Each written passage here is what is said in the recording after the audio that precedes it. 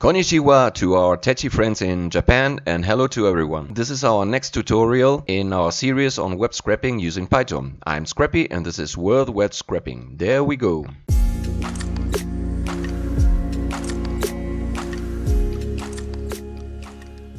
Welcome to World Web Scraping. This is our second tutorial in the series of our web scraping using Python. In the last tutorial we talked about how to install Python and how to install Anaconda. In this tutorial we are going to talk about IDE. What is IDE and which one we are being used and how to use that. In the last video I told you that we will be using Spyder and Jupyter Notebook. So we will talk more about them today. So let's start. Here we will be using Spyder and Jupyter Notebook. And what is an IDE? An IDE is an integrated development environment. It is a software that provides programmers interface to write their program, executes and run them, debug them and save those programs. So it is like the software in which you can just write your code and you can work on that. So let's do it as simple as that, what an IDE is. Okay, first of all, IDE that we will be using is Spyder. Spyder is short for the Scientific Python Development Environment, and this is PCS as an IDE for Python. As the name suggests, and this is one of the most widely used IDE. It has various features like it has a console in which you can just write your code, part of code, and run it to check it the part of code is correct or not. This is very helpful when you write the codes, as you're able to check in which part of your code is causing an error or anything. And then there is an editor. In an editor you write all your code and you save it as a file. You can open them on a new file into that, or you can like to open another file like an Excel or CSV file and import them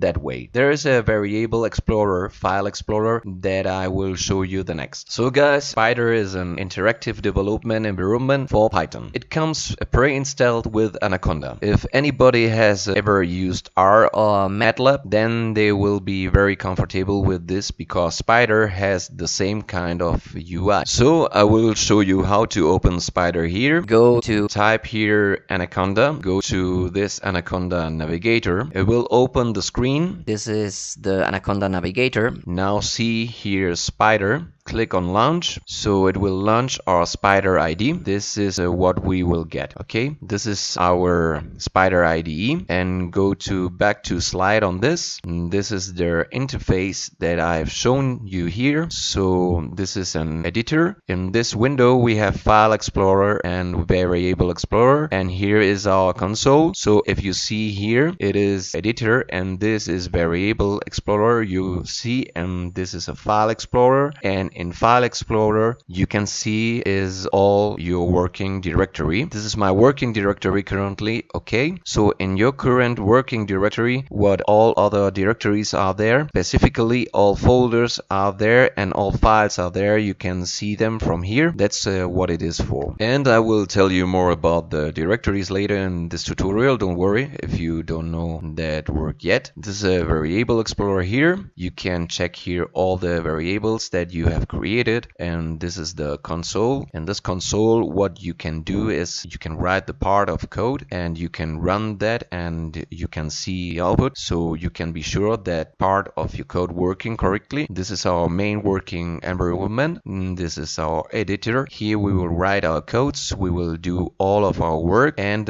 we can save that as a coding file. We can use it later. So to create a new file you just go here and click on a new file, and this will open a new file, and let's save this file first. Okay, save, click on save, and let's save it as tutorial2.py, and this is the Python file, and save it to tutorial2.py, and this will save our file, and now we can start working on this file. Okay, if you can see here now, this is our file explorer. We should see that file here. You see tutorial2.py. He created this file just now, and let's write our first simple program. Just I will write print hello, and I'll run this cell. To run the cell, you know, a very useful thing about Spyder is you can run the one line of code by selecting it and just pressing Shift plus Enter. So you don't have to run the entire program. you can just run it line by line, and that is very helpful. You know, when you get pictures and you feel like it can get complex and it can be very hard to find where it was the error, so you get this help here. So here you see print hello, and just printed the hello statement. I copy this and I will show you can use this here in the console. You just write it here and press enter. Okay, sorry, give me a second. I have just opened our second console. You can have multiple consoles for the different files, so you don't need to run in the same console. You can have multiple consoles. That's another beauty of this, and you don't need to use the same console. So that you can do here, it is taking time to connect over a kernel, and say you can just do that here, print hello, and it will. You can do that line of code here also in console. So that's about it. And so you can create a new file. You can open an existing file here. You can do save as, okay, and then in the edit, like if you go here and if we select the statement and we go to edit, and you can comment it out. Okay, just click on comment and uncomment it out. Now if we run the statement, nothing will go, it will not execute anything. It will not print hello on the terminal because, you know, we have commented. You can just select it again and press Control+1, and then you can just uncomment it out. So that's what you can do. Okay, so guys, you can find both the text and next line and PS9, and you can run that way. You can run differently the entire file. Just click on the run.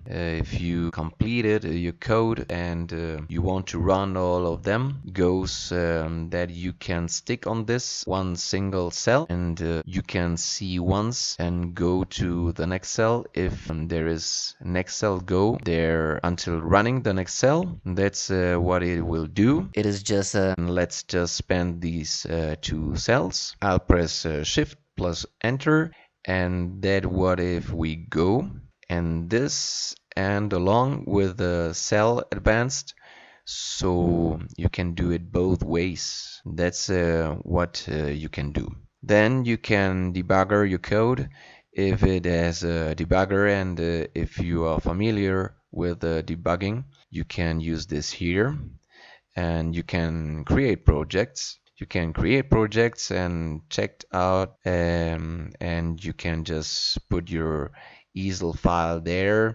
So that's how you can work on this. So next I will show you about this Jupyter notebook. Jupyter notebook is one of the most used no IDE for data science machine learning, because that gives you a very nice book kind of interface in which you can not only write code, but so you can write detailed text explanation. You can put images here, right there, and you can put graphs there. You can put anything you want basically in there, like it's just like that in a Word file, and you can put any details you want. You can put links, you can put images, so you can get that data from the internet. So that is you can do in the Jupyter notebook, and it will show everything in a very clean and very beautiful structured page. So these are some of the advantages of using Jupyter that you can see. The medical simulation, you can do data visualization. Machine learning will be very hard to do in Spyder because you cannot see the graphs and things clearly, and then you can go. The Jupyter notebook can support multiple languages. The Spyder can only support Python because it is specifically created for that. So you can go who can support your Python. It's but equivalent the other languages. So guys, I will show you how our Jupyter notebook. So again, go back to Anaconda. navigator, and you see here we have a Jupyter notebook, and you just click on this and it will launch out a Jupyter notebook into a browser. So it will not have a separate, do not open a separate app like this as it did for Spyder. Instead, it will open a window in your browser. So that's what I will do. Let's see. This is what happens. This is a window that is below open. Okay, this is my window. This is on the one I have done. So that's why showing like that, and it is in my current working directory. Okay, so let's, after coming here, let me create a new file by clicking on this new Python 3 file. Then it will create a new file. Otherwise, if you have an existing file, you can click here and upload that file, and you can make changes into that. But let's just get a new file that will go Python 3 file and create a new file. So guys, this is our Jupyter notebook. This is how it looks, and this is the working cell. And this is how you can write code here. Let's write fast code. Okay, print hello, and I'll press Control Enter. That will run my cell, and it just bend it, the hello, just below your coding line. So that's one beauty of it. You can write any code at you, it will just print the result just below that, and you can see that very clearly. And to run the cell, you can either press Control plus Enter, that run the cell. If you press Alt Control, will run the cell and create the new cell again. So you can do. Otherwise, if you want to learn, you can just like go here and click on Run. Okay, and if you want, you can just go here and run cells. Okay, then there is a run. Let me know if there is another cell is below your current cell. It will select that cell and run cell below and insert new cell below. If there is no cell, it will just insert a new cell. So that's what you can do, and you can add a new cell by clicking on this insert cell below again. Insert a cell.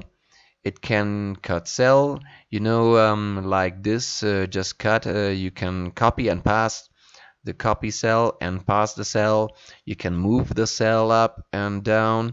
Let's move the cell up, and then that you can do it very easily. And then if you see here, we have code and markdown and heading and grow and be converted. So code and markdown are very useful features. Code tells the Jupyter notebook that this is my coding cell, and if you make it markdown, so it will not do anything. It will not take it as a code particular place. Instead, it will write as a text. So if you write here text web scraping, and if we run this just like is it a text like we are writing in Word file, as simple as that. But if you click it on again and you want just give it to code, and if you run the cell, it will give us an error. Well, this doesn't mean anything in the Python language. So that's what we have to do is we have to mark down, and we can integrate our text here.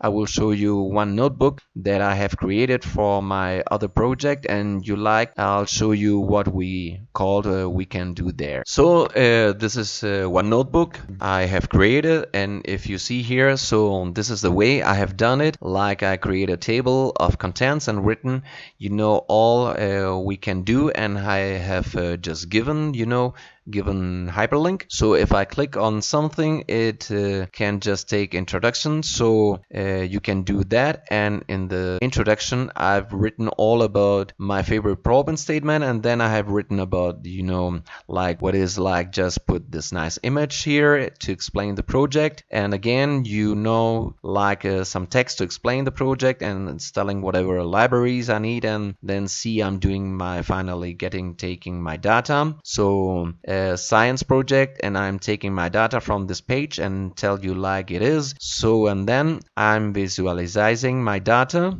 here. So that's all you can do, and you see we can create the graphs and just display them in below, and you see how beautiful they look as a paragraph, the pie chart, and you see how beautiful you can here you can create these charts and you can visualize that in Jupyter Notebook. So that's why it is being used in Get as a Machine Learning the most useful. So next let's go back to our slides and we will tell you about working with directories. So the directory is every kind of a folder. So when we work with Python files, provides libraries, these containing methods that allow you to program to interact with files in your computer, and files are like basically a folder in which you are working. Okay, whatever you create there, whatever you save a file, it will be saved there. If you want to pull a file inside, like this. Programs then that if that file is stored in the directories, you can directly get that from getting that file. So Python, what directories are their folders. Okay, and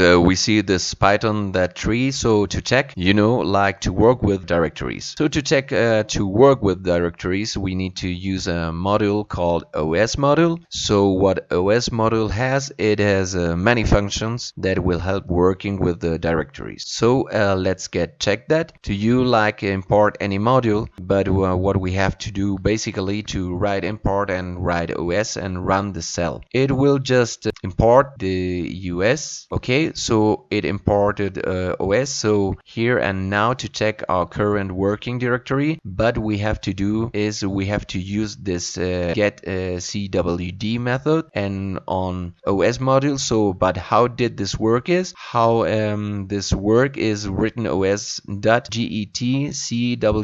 See this itself show that with all the function are available by the show and just that, and we can select any of that function and we will get some output against that. So I need to get CWD. Okay, and I'll run the cell, and if we see here my current working directory is this, and that we can see here also there is the same working directory. Okay, so that way you can get the current working directory. And if we go back, changing directory, how we can change our current working directories. So to do that, you have simply to write on os.csdir. We write the path of that directory and it can change our working directory. So let's do this. So os.chdr, and we'll write that path. I will just copy this path and paste it here, and if you see, I have a new webdir. There's more directory is here, and I just add that name here, and I will just write webdir. And if I run this cell now, so what it will do will change the C that out of my new directory change now, or you can see that here my directory is changed now, and we can check that in our OS. Okay, pay attention, don't get CWD also, and if we run the cell, so this is my new directory, and my old directory was this one. Let's change it back because the files are stored in the old directory and we want to work on that. So let's change it back. Just I'm changing it back to the older working directory, and it will do that. Also chdr we have to write, so I change my directory again, and that all see we are back to our working directory, so that we can do. Then again, making to get a list of directories and files. So if we use the dir method, what these do is this. We get all the list of you to know our current working directory, what all other directories are there, and what all the files are stored there. You can get that. So let's just write this os.list and dir, and just select this error and connect. What sees it will show us here here all the files and directories that we have here. You see we have an Anaconda, Astropy, Conda, and you can see that they don't have that yet. So that's what it will show us. Okay, and now how to make a new directory. You have to write an os.dir, just the name of it. So let's just do that, os.mkdir, and that right directory name is just as new, and it will run this cell, and it will create a new directory basically. So let's run this cell, and it created a new directory, and if we go here we should see that. See, it created your directory is so easy to create that here. It's let's see this all the same comments. We can the same way you do that in Jupyter also. So you can try it on your end, and I will show you just a few comments on Jupyter once. So let's check our current working directory for the Jupyter. Where is that? We are working, so just write import os and shift plus enter into, and add a new cell, write os.getcwt,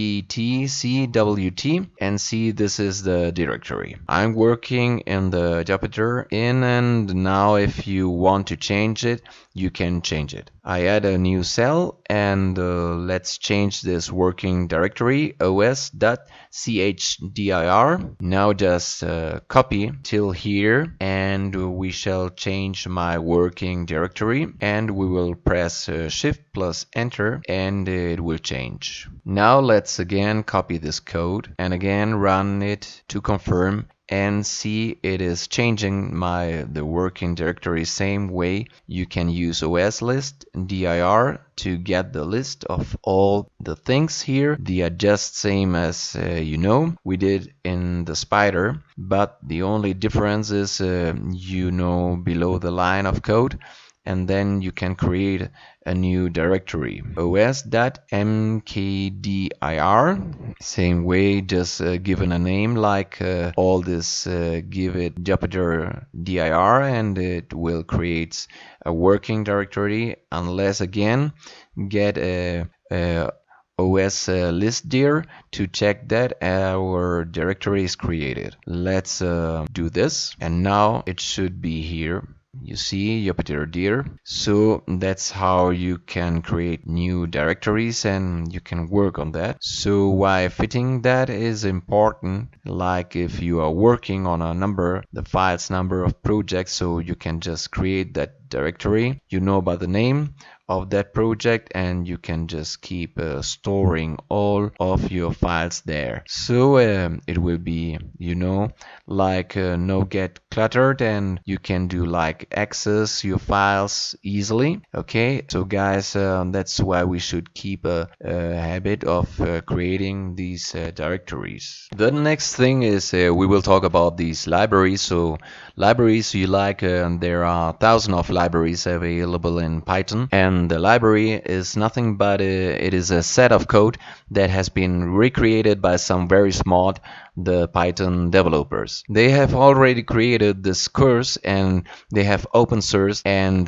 so you can use all of that directly, and you just don't need to hard code everything. You can just import a library, and there be some functions in that library. So you can just be calling that function. You can do a lot of stuff, or otherwise, if you don't have those libraries, you will have to do all the coding ourselves, which it will take a lot of time, and which is not very practical. So that's what we created, and we can use them directly. So to work on web scripting, there are several libraries are available. So here I have listed some open source library on Scrappy. Then there is Eurolib. This is one, and then there's Python request. These two libraries will be extensively used, and these are the libraries that interact with any web page, and this URL. If you can download any web page and they are like that way you work with them. Selenium is like a very high level library which is used to create bots, and I can create a web scraping bot with that, and we will be able extensively using Beautiful Soup. With that is one of the most used library, can clean the data, get the data from any page, and you will likely put in a very nice way, and you're like so to interact to HTML page is this very great library.